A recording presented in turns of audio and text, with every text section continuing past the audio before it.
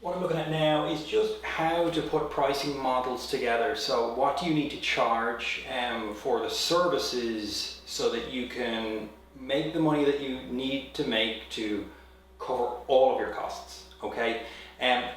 This isn't an exhaustive list, but I just want to illustrate this for maybe some coaches or anybody who's looking at this who isn't really fully ingrained with this kind of information, and the hope is that we'll illustrate some kind of numbers to you and some things to think about that people often kind of forget. So some of the big ones, and this isn't an exhaustive list by any stretch of the imagination, but to just run through some of them. You have your rent and rates, you have professional fees, okay, so you're going to have an accountant, you'll probably at some point need a solicitor, okay, to put it into context, you know, $3,000 for an accountant for a year is a very, very small fee. Anything that a solicitor needs to do for you in terms of looking at a lease or looking at something like that, you know, you won't see kind of, you know, 1,500 to 3,000 euros dealing with those guys. If you have an affiliation, okay, if you're a CrossFit gym or if you have a franchise or something like that.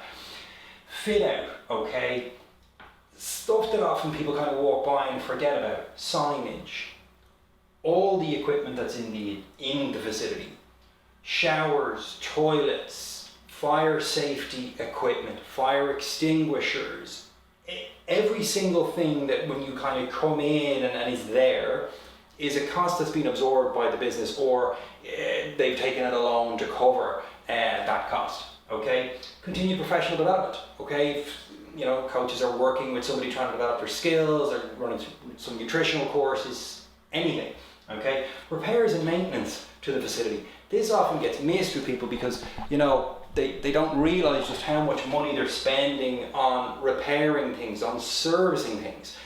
Concept 2 stuff's very, very popular. You've got a busy gym, you got a lot of people using it. You need to have it serviced. You also need to have it serviced from an insurance point of view in case somebody injures themselves on it. Okay? Cleaning and supplies. Having a cleaner come in and actually kind of look after and clean your gym with the equipment that they need to do it. To give you an example, we've about a little bit less than 3,000 square feet. We spend probably 7 to 8 grand a year cleaning it. Sometimes with these costs, people will be like, well, I'll do it.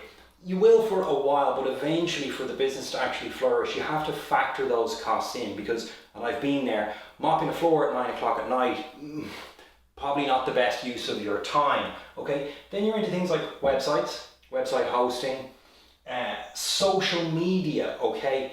The assets that are attached to that and the time that goes into kind of producing that kind of stuff. Marketing, if you're running kind of paid ads, you're generally going to have to spend quite a lot of time learning how to do that, or you're going to have to pay an agency to do it, and then you're also going to have an advertising budget attached to it. Videography, pretty in vogue, and that kind of seems to be the way everybody's going. We've done a lot of that stuff ourselves. Insurance, loans that you may have on equipment, stationery, computers, things that break, phones, laptops, replacement funds for stuff that's just at the end of its life, okay? Depreciation, okay, stuff that you bought that isn't really worth what it was. Light and heat, often these are quite big facilities, and in the winter it can be really, really tough to kind of keep them even kind of bearably warm. Also, if you've got showers, if you've got a busy gym, you've got people having a lot of showers, using a lot of, and there's no judgment in this, but they're using a lot of water. They tend to be using a lot of electricity or gas to kind of heat that water. Then you're into bank charges, okay? You're into, you know, what's your processing fee? Is it 1%? Is it 2%? Is it 3%? You know, all of those kind of things. And then you're into overall taxation and salaries. That's a kind of a, like I said at the start, it's not an exhaustive list, but it's a pretty solid kind of look at those numbers. What you got to do is total that whole thing up, okay? If you've been doing management accounts, this should be really, really easy to do. If you haven't, the quick and dirty way of doing this is just take the last 3 months of your bank statements and your credit card statements, have a look at where you're at, and you'll probably be close enough, okay? You then total that amount up. Now, what we're trying to figure out is, you're on a classes only model, and that's traditionally what you've done, okay? You take all your class slots. So if I'm going to do 2 classes in the morning, I can fit 8 people in it, that's 16 people, okay?